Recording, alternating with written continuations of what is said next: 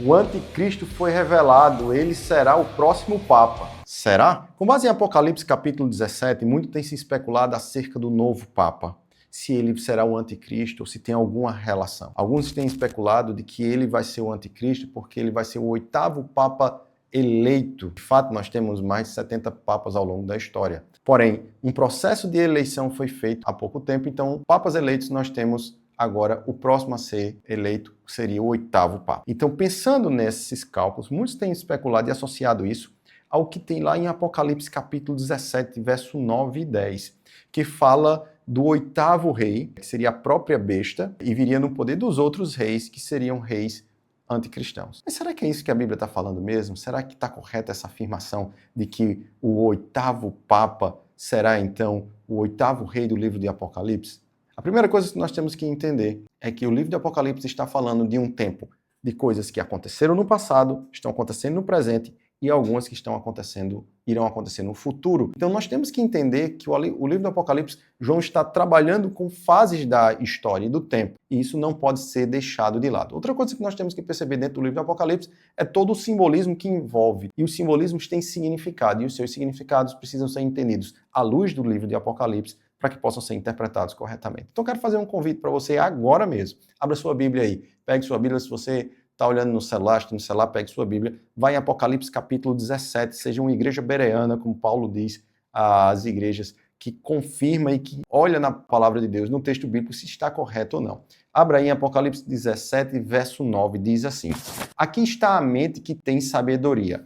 Primeira coisa que João está dizendo aqui, com relação à mente que tem sabedoria, é a sabedoria que vem de Deus, o discernimento que vem de Deus à luz da sua palavra. Então, a percepção que nós temos que ter acerca dos sinais e símbolos do Apocalipse está revelado nas Escrituras, fazendo uma análise a partir dos profetas, mas também do conhecimento que vem do próprio Senhor. Então, se você tem esse discernimento, e ele faz isso outras vezes no livro de Apocalipse, isso é algo corriqueiro em João, ele vai fazer isso 3 vezes. Ele fala, inclusive, quando vai fazer referência sobre o número do anticristo, o 666, ele diz: quem tem sabedoria ou quem tem entendimento, observe e discirna acerca disso. A mesma coisa ele repete, o mesmo padrão aqui. E o mesmo padrão que ele repete é para trazer uma referência ou uma revelação acerca desse anticristo. Ele diz o seguinte: as 7 cabeças são 7 montes. Roma, a cidade de Roma, foi criada, construída em cima de 7 montes. Então, os 7 montes aqui é uma referência à cidade de Roma naquela época, naquele momento em que João estava vivendo e inserido. Ele continua dizendo também, nos quais a mulher está sentada. Essa mulher aqui é a mulher sentada sobre a besta. Observe que João vai mostrar no livro de Apocalipse um paralelo existente entre o que Deus faz, as obras de Deus, e as obras do diabo que copia Deus e que tenta imitar Deus para ser Deus. A mulher, no livro de Apocalipse, no início, foge para o deserto, prestes a dar à luz, e é perseguida pela besta. Aqui, no capítulo 17, você encontra uma mulher sentada sobre a besta. Existe esse contraste dentro disso, porque existe uma imitação por parte, então, do diabo das coisas sagradas de Deus. Ele segue, então, dizendo o seguinte: são também 7 reis, dos quais 5 caíram, um existe, e ainda não chegou. Aqui, então, vem a interpretação e a associação, então, dos 7 papas e o 8º que ainda não chegou. Quando se pega esses números, muitos vão dizer que a partir da eleição dos papas, quando eles começaram a ser votados e eleitos, se começou, então, a contagem desses reis aqui. Mas não dá para encaixar. O tempo que João usa quando se refere aos 5 reis é um tempo que está no passado, de um ato que já aconteceu, de um evento que já ocorreu. Então não pode ser os papas. Por quê? Porque eles são mais recentes. E João estava escrevendo isso há 2000 anos atrás. De forma alguma dá para encaixá-los como os papas.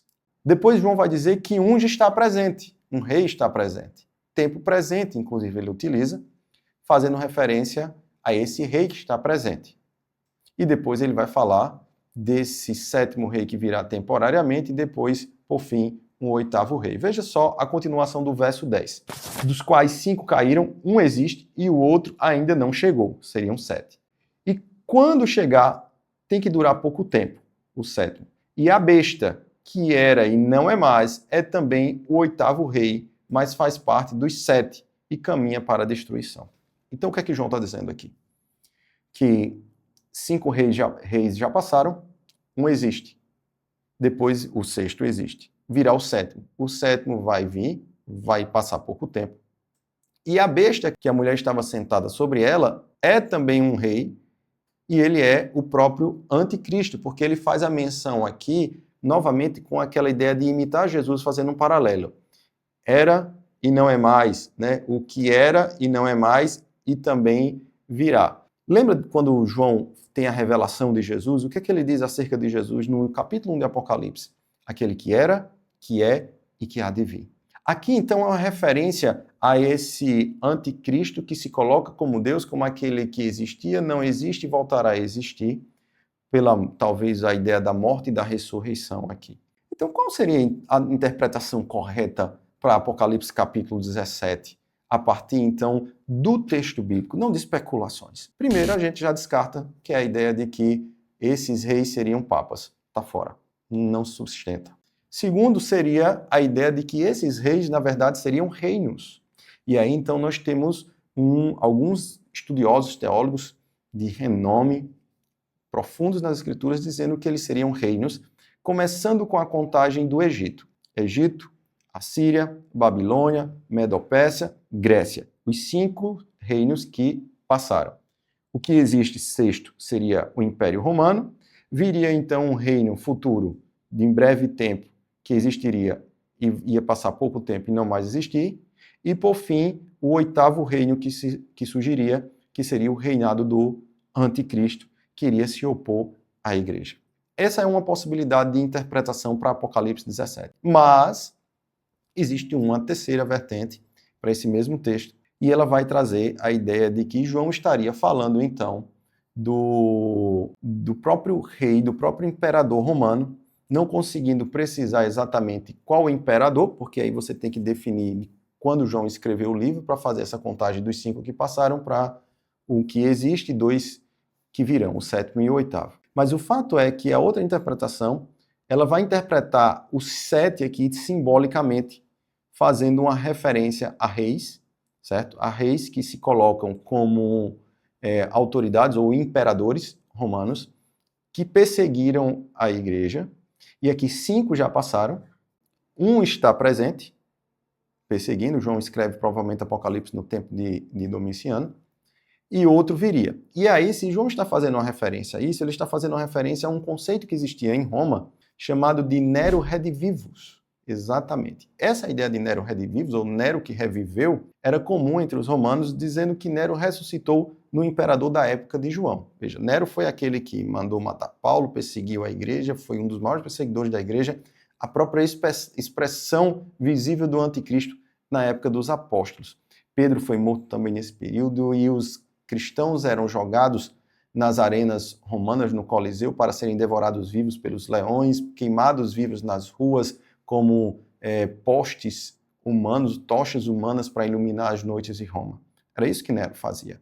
E essa era a perseguição que estava sendo levada adiante pelos imperadores que seguiram a Nero. Mas a perseguição ela já vem desde antes. Tá? Então, antes de Nero, já existiam imperadores que, de alguma forma, estavam tentando combater tanto o judaísmo como o cristianismo, corromper o templo e tudo mais. Mas o fato é que, se a gente interpreta, então, esse 7 de forma simbólica como uma referência a esse império, ou esse domínio, a totalidade desse domínio do mal do anticristo, João estaria dizendo, então, que assim como houveram esses que se opuseram à igreja, que perseguiram a igreja, no futuro virá um rei, que irá se opor à igreja e persegui-la no final. E esse final, então, esse acontecimento precederá a volta de Jesus. Uma grande perseguição por parte do anticristo contra a igreja. O que a gente pode dizer, então, com isso? Quando a gente olha desde o Egito em diante, quando a gente olha os imperadores romanos que João está fazendo menção aqui, a gente tem que entender que há sempre a oposição e o opositor. Um reino ele não existe sem o rei, e o rei não existe sem o reino. O fato é que haverá um governo futuro no qual o anticristo será a expressão desse governo e vai liderar esse governo, a ideia de reino, contra a igreja para perseguir a igreja. E Jesus já alerta isso no livro de Apocalipse para deixar muito claro à igreja que mesmo que haja essa perseguição, ele não vai vencer. Que nós devemos permanecer fiéis, mesmo que seja até a morte, para que no final venhamos receber a coroa da vida. E que no final, quando isso acontecer, quando for manifestado o homem da iniquidade, segundo Paulo fala em 2 Tessalonicenses, Cristo retornará, irá vencê-lo e destruí-lo, pois ele já foi vencido lá na cruz do Calvário. Então, antes de mais nada, a primeira coisa que você precisa aprender quando está estudando a Bíblia é aprenda as coisas corretas à luz da palavra de Deus. Não fique buscando especulações e fazer conexões e alusões, principalmente Apocalipse, que é um livro que tem simbolismos, e os simbolismos têm significados e precisam ser interpretados. A segunda grande lição, então, que você vai ter que aprender é que você precisa estudar mais a palavra de Deus todos os dias e esperar a volta do Senhor Jesus. Não dá para viver como um cristão que passa a vida toda ouvindo o que um diz, um recorte de outro, um react de alguém, para aprender o que a palavra está ensinando. Não, de forma alguma. E o terceiro, Jesus está voltando. Se prepare, pois ele vai vir. E é bom que você e eu estejamos entre aqueles que irão participar da primeira ressurreição, pois esses é que irão habitar e viver no reino do Senhor. Para que a gente não seja encontrado entre aqueles que irão se opor ao Messias que um dia voltará. Então vamos aguardar Jesus, conhecendo a palavra de Deus, esperando a sua volta e nos preparando para esse grande momento. Até porque quando Jesus voltar, nós iremos reinar com ele em glória aqui na terra. Que o Senhor te abençoe. Até uma próxima.